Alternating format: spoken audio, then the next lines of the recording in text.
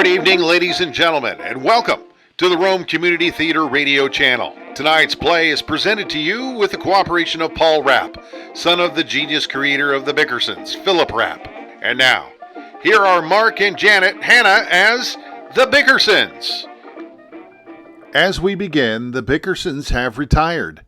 Mrs. Bickerson lies tense and awake in the darkness as poor husband John, a victim of a rare type of insomnia which keeps the patient in complete lethargy for 8 hours at a time, offers valid proof of his agonizing affliction. Let's listen.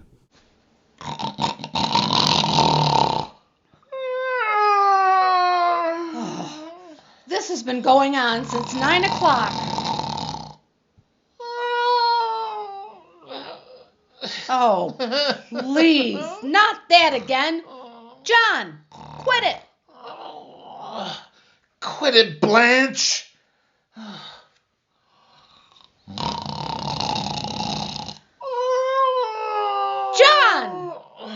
Oh, there must be something that'll put a stop to that hideous snoring. Why do you do it? Do what, Blanche? Snore. Huh? Snore. Okay.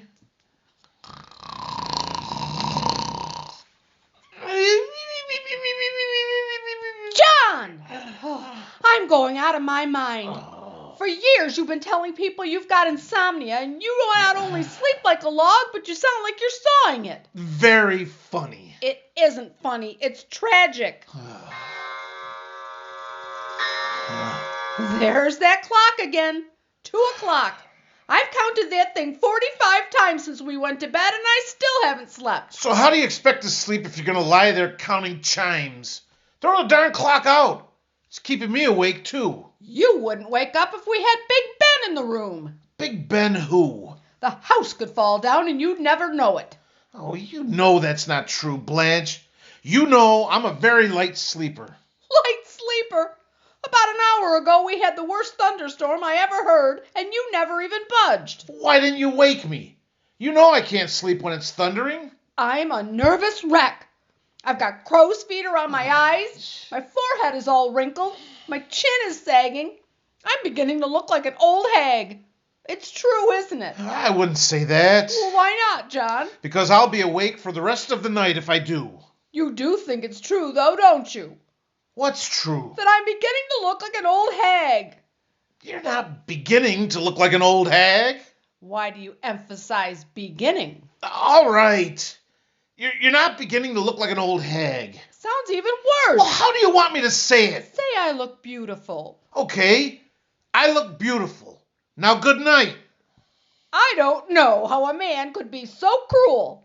Is it any wonder I'm getting old before my time? What time is it? It's after 2 o'clock, and I haven't slept a wink. Well, go to sleep. You can't stand the sight of me, can you, John? I can stand it just fine. Before we were married, you used to say such beautiful, poetic things. You don't anymore. Oh, Blanche, how do you expect me to feel poetic at 2 o'clock in the morning? You used to feel that way at 3 o'clock before we were married. Say something poetic. Humpty Dumpty sat on a wall. Humpty Dumpty had a great fall. Oh, stop it. You're just trying to irritate me now. Well, what do you want me to say? You know what I want you to say. Okay. Blanche, when I look into your eyes, time stands still. Now, are you satisfied? No. Well, why not? That might also mean I have a face that would stop a clock. Well, if the shoe fits, wear it. I want to get some sleep. You're not going to make me believe I'm hideous and ugly, John Bickerson. It isn't that long ago I won a beauty contest in my hometown. Long enough. I never hear you tell your friends about it. Oh, Blanche. A man can't go around telling his friends that his wife was Miss Clam Harbor Lighthouse of 1931. You make it sound as if I was the only girl in the contest. What about my sister Clara? What about it? You won it, didn't you? I'd like to hear you talk that way about Gloria Gooseby. Now, don't you start with Gloria Gooseby. The way you drool every time you look at her. You'd think she was Miss America. I don't drool when I see anybody. I hate Gloria Gooseby. Then why do you keep inviting her here to dinner? I didn't invite her, you did. Don't change the subject. If it weren't for the fact that her husband Leo is such a nice person, I wouldn't have either of them in the house. And dinner was awful. You cooked it, Blanche. Yes, the thought of that horrible Gloria Gooseby coming to dinner got me all confused, and I ruined everything.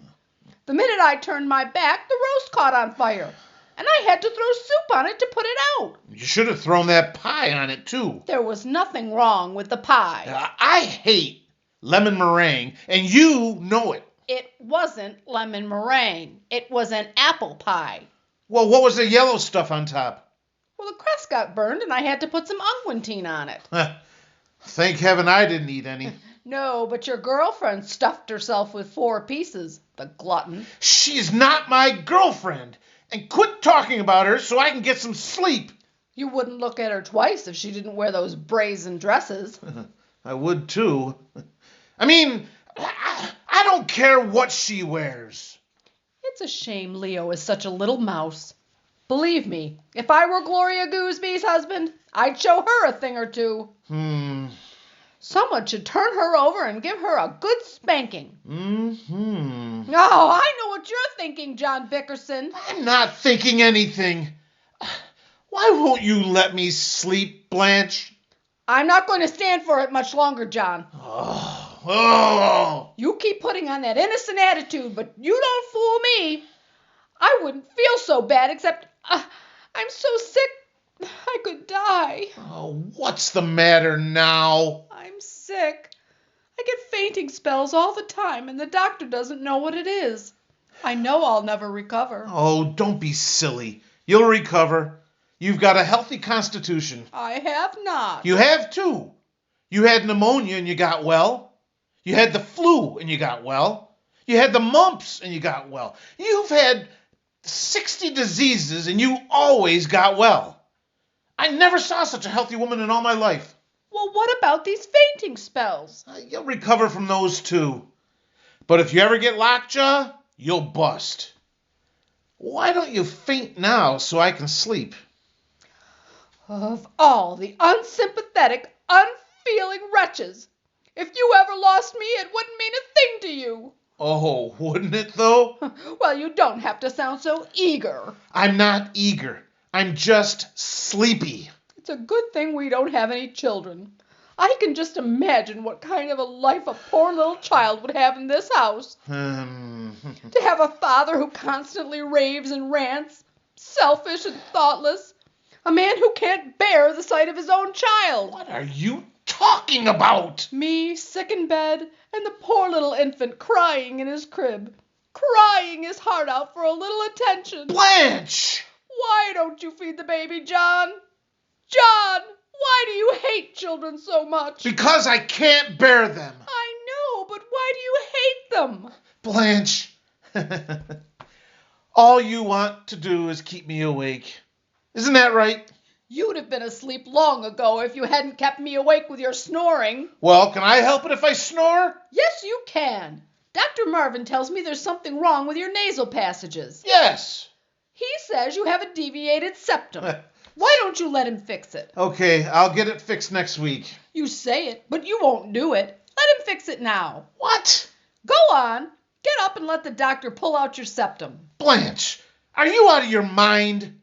You think I'm going to let that broken-down doctor hammer on my nose at 3 o'clock in the morning? He doesn't hammer. He chisels. You could say that again. I've seen his bills. Well, you're going to have to do something. As it is, neither of us is getting any sleep. Why don't you have him saw off your ears? I wouldn't argue at all if you'd just be nice for a minute. You've been up to something again, Blanche. What is it? I haven't been up to anything. I just want to hear you tell me you love me, that's all. Oh, you know I do. You never say it. Oh, I say it all the time. Say it now. I love you. How much do you love me? How much do you need? $50. Now wait a minute. You promised me, John. I know, but I can't give you anything extra this month. That's what you told me last month. Well, I kept my word, didn't I? Now, what do you want $50 for? The rent. Oh, no. The rent is right here. It's in the cookie jar. No, it isn't. It is too. I looked there yesterday. Didn't look today. What? No, Blanche. Don't tell me that you spent the money on something foolish. Oh, no. I gave it to a bookbinder. A bookbinder? What do we need with a bookbinder? Our book is in fine condition. Not that kind of bookbinder. This man goes to the racetrack. He's a trout. A trout? The racetrack? Blanche, did you bet that money with a bookmaker? Put the lights on. Now, don't get excited, John. He brought back the ticket. Here. Oh, a $50 win ticket. How could you take my hard-earned money and gamble it away on a horse? I work my fingers to the bone, and you squander every penny I make. You never see me betting horses. I've never been to a racetrack in my life. What's the name of the horse? Malvino Rim. A bum. A worn-out goat that hasn't won a race in years. Ah, Blanche. Why did you do it? Did he win? No, he ran second. $50 tossed away. Ugh. Why are you tearing up that ticket, John? Because it's no good. I had to make you eat the pieces. This is the worst thing you've ever done in your life, Blanche. At least you could have played him to place. Well, don't throw the pieces away, John. What makes you so sure it's no good? You played the horse to win, didn't you? Yes. And he ran second, didn't he? Yes. Well, then the ticket's worthless. Here, watch your $50 go out the window. There. Yeah, I knew you had something on your mind. I'm sorry, John. Well, what's the difference? Who won the race, do you know? Yes, I heard it on the radio. Well, who won it? Disqualified. Disqualified? Yes. The announcer said the winner of the race was disqualified. Oh, I wish I was dead. Good night, John.